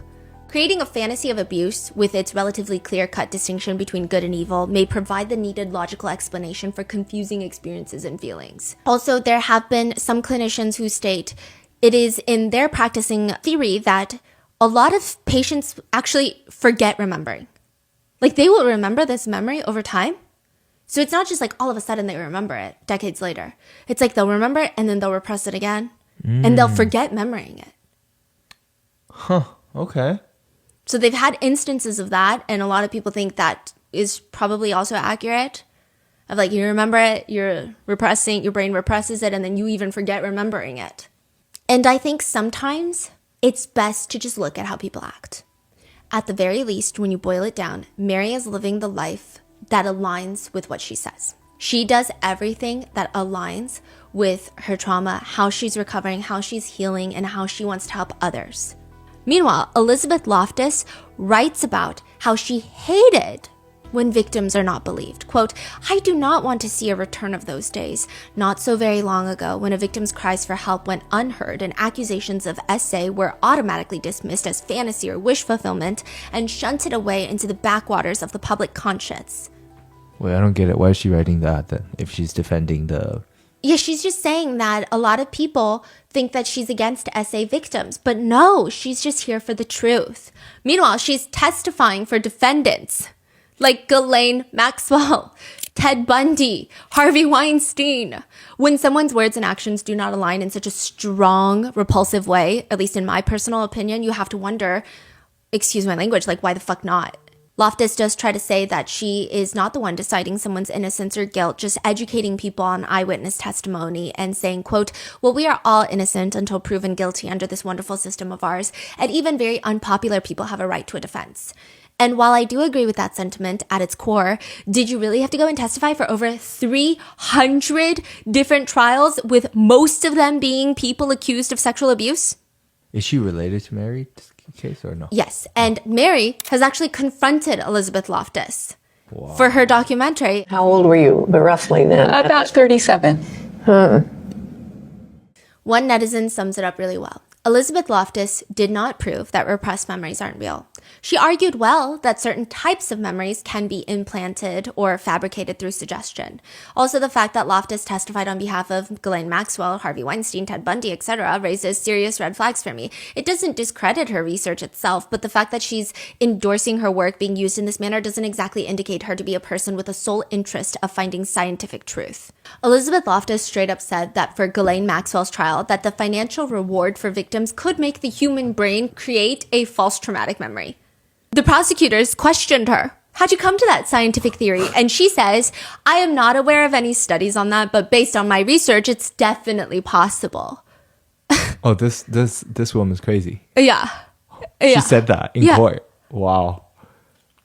Wow. Elizabeth Loftus was also heavily involved in the False Memory Syndrome Foundation with Pam Fried and Eleanor Goldstein. She's asked, like, is this foundation basically just lobbying that false memory syndrome is a thing? And she says, I don't know. I mean, would you say that people who are concerned with about pancreatic cancer and form a foundation to try and deal with it and support research and educate people that they're a lobby?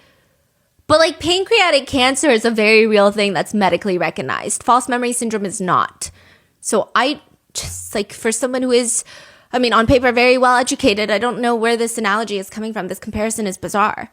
Elizabeth Loftus has stated in an interview subsequent her participation in Mary's documentary, she says, quote, "It was awful. It was sort of ridiculous. I don't know why she had this camera on me with this side view the whole time. I felt just very sort of misled, and I felt sorry I cooperated."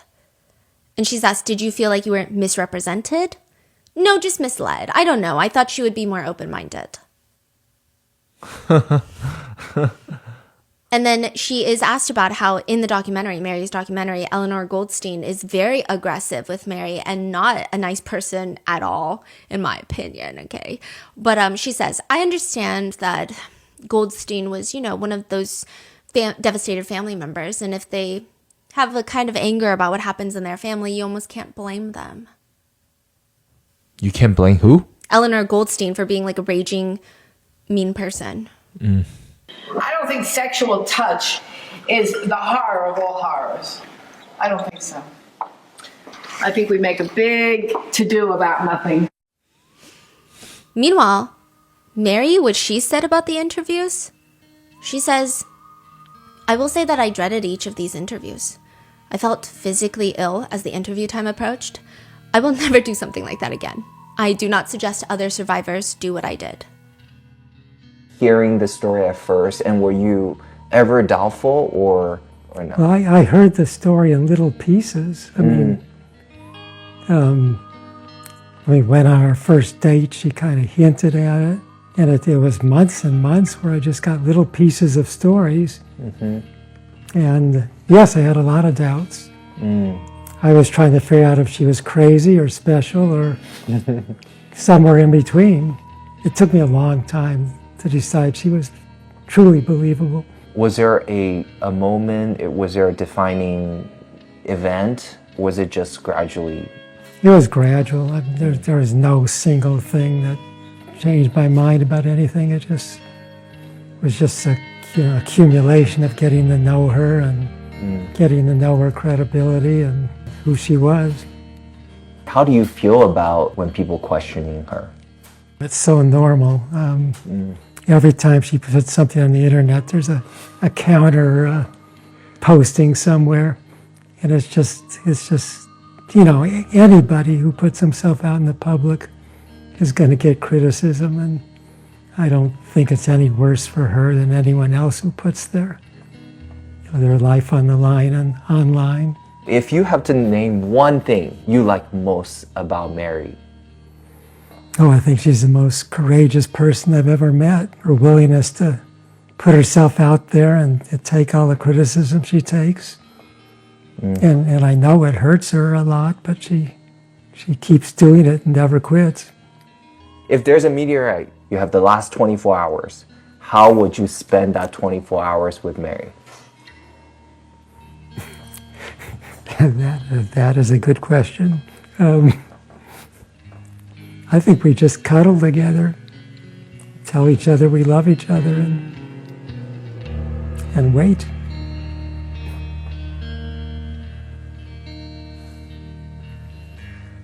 How did she answer that question?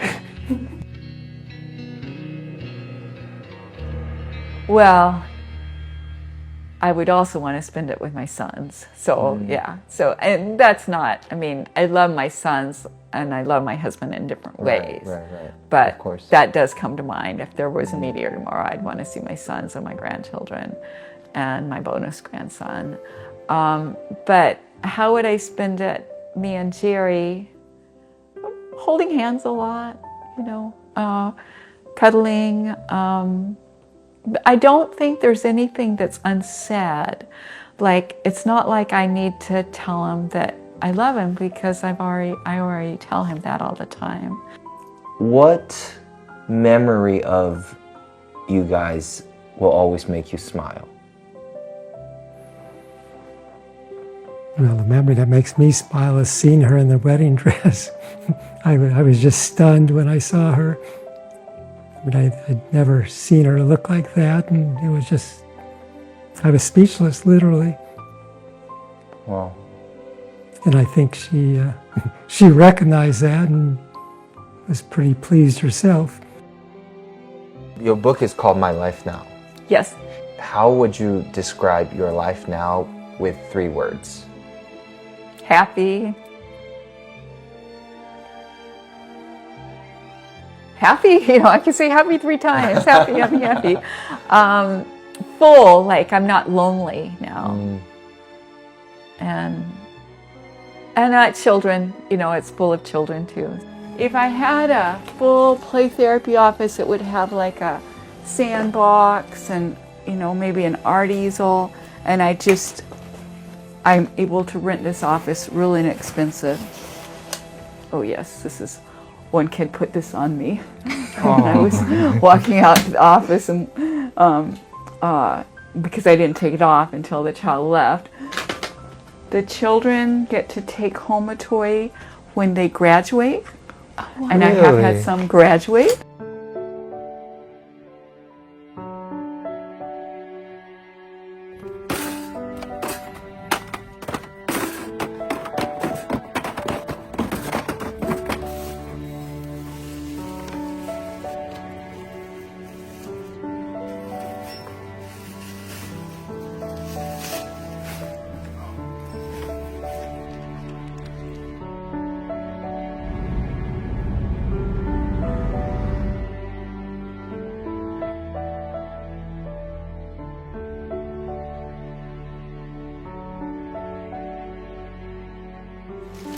Good morning.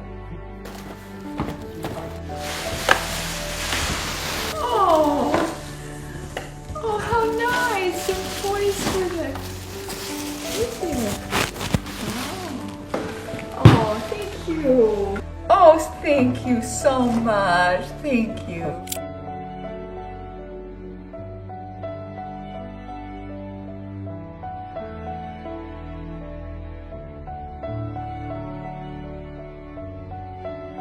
Would you say you're healed? No, I would say it's a process, and I'm still in that process.